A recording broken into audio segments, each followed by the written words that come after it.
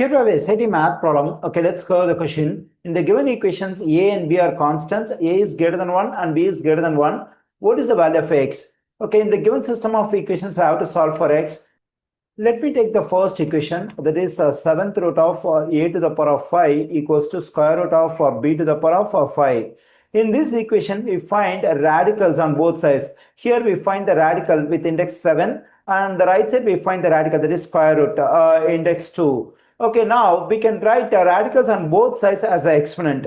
Okay, now let me write this radical as an exponent. Whenever I write radical as an exponent, the exponent will be a fraction with numerator 1 and the denominator will be the index of the radical. Okay, so we have a to the 5th power raised to the power of so the fraction with numerator 1 and the denominator has to be the index of the radical. In this case, it's 7.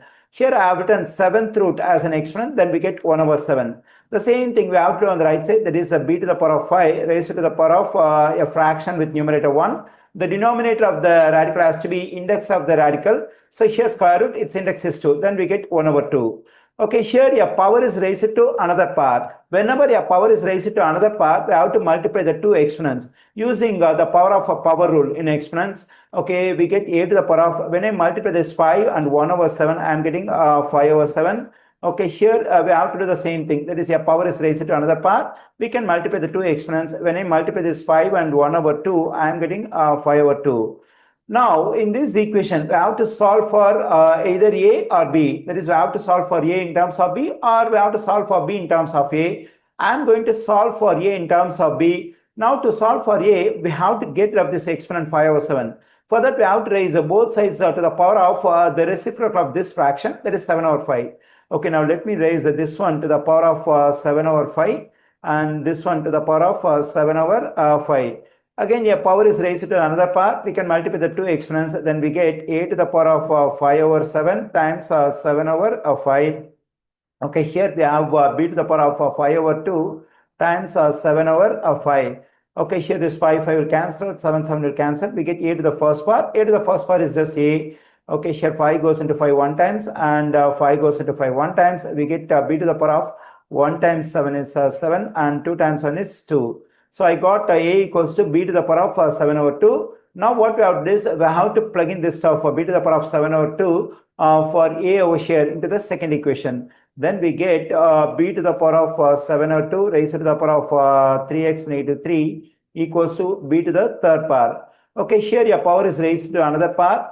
We can multiply the two exponents using the power of a power rule in exponents. Then we get b to the power of 7 over 2 times 3x and negative 3 equals to b to the power of 3.